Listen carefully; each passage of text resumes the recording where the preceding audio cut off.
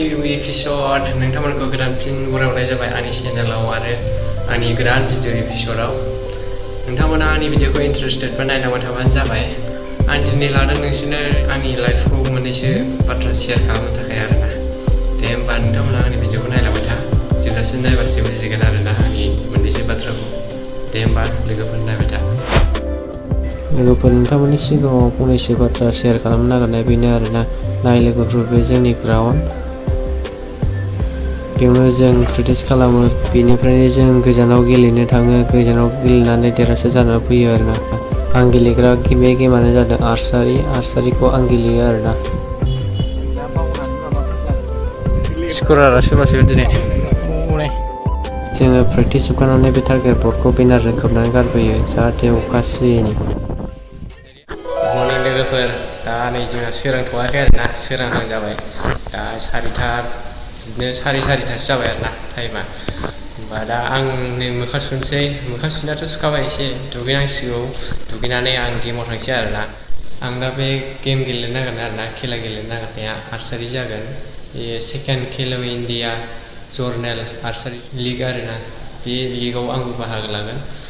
आरो नोंथांमोना नायदो आंखौ आरो लोगोसे नोंथांमोना गोदानै आंनि चेनेलाव फैदोंबा साबस्क्राइब खालामनानै सापर्ट होबानो जाबाय आरोना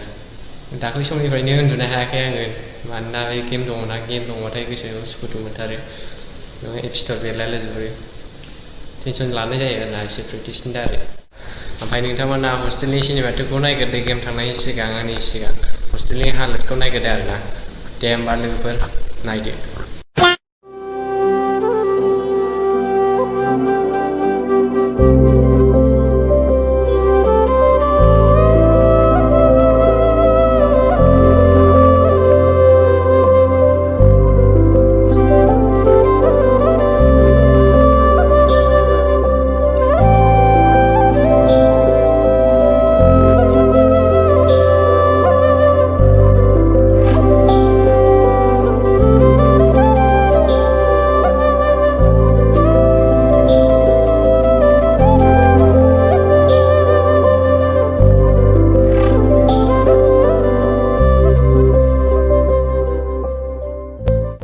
आं हस्टेल थानाय सेन्टारा बेनो आरोना साइ ट्रेनिं सेन्टार AS16 क'क्राझार नोंथांमोना दा आंनि गेम गेलेनायखौ नायनो हासिगोन जोंना गेमा नैबेनिफ्रायनो सुरु जाबाय आरोना बेनिफ्रायनो सुरु जानानै जोबजासिम नायदो नोंथांमोना ससे नायलांबाय था आङो बुख्लुसो होनाय जादों मानोना भिडिअ खालामग्रा रावबो गैयामोन आरो आंनि मबाइलखौबो मालायासो लादोंमोन बेयाव ससे सनै बानायनाय दंमोन आरोना बेखौनो होनाय जाबाय लोगोफोर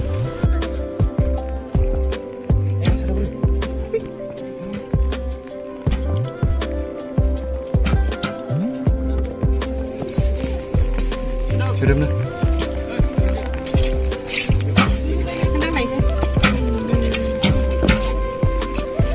Anak kalau main mana? Setiap kali.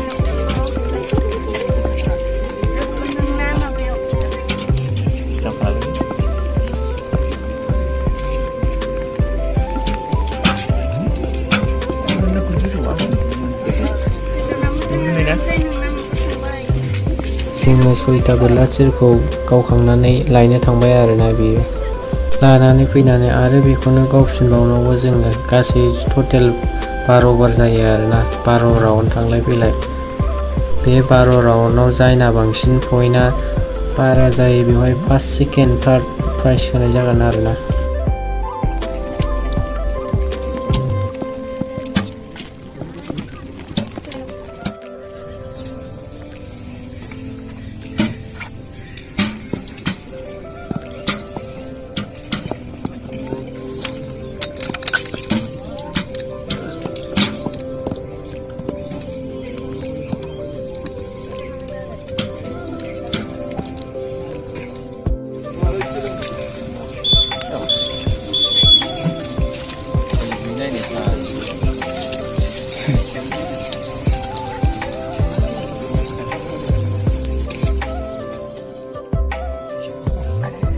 नैबे राउन्डआव आं फाइनाल गेलेफैबाय आरोना बेयाव देरहाबाथाय गल्ड मोनबाय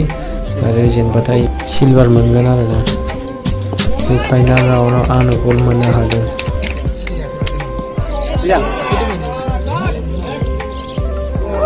Gue mau nang pada dosra usah deh. Bed komunal.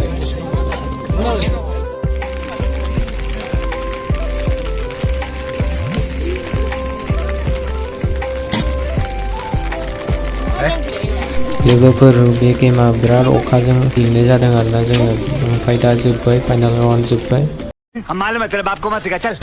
लोगोफोर फाइनाल राउन्ड जोबनायनि उनाव मेडेल सेरेमनि जाबाय आरोना लोगोफोर नायदों नोंथांमोना मेडेल सेरेमनिखौ सोर सोर मोनखो माखो बेखौ नायदो आरोना लोगोफोर जोंनि सारमोनानो होदों माखासे आरो बाहानिफ्राय फैनाय सारमोनाबो मेडाममोनाबो होदों आरोना नायदो लोगोफोर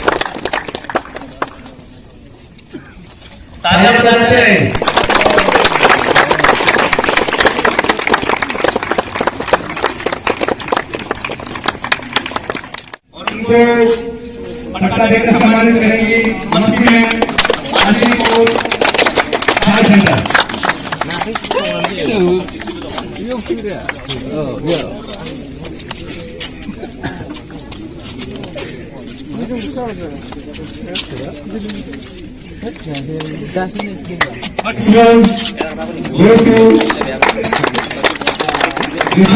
Sharma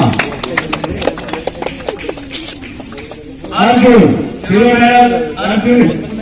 Hingmai, and gold medal goes to Lwgwpwr Naidw.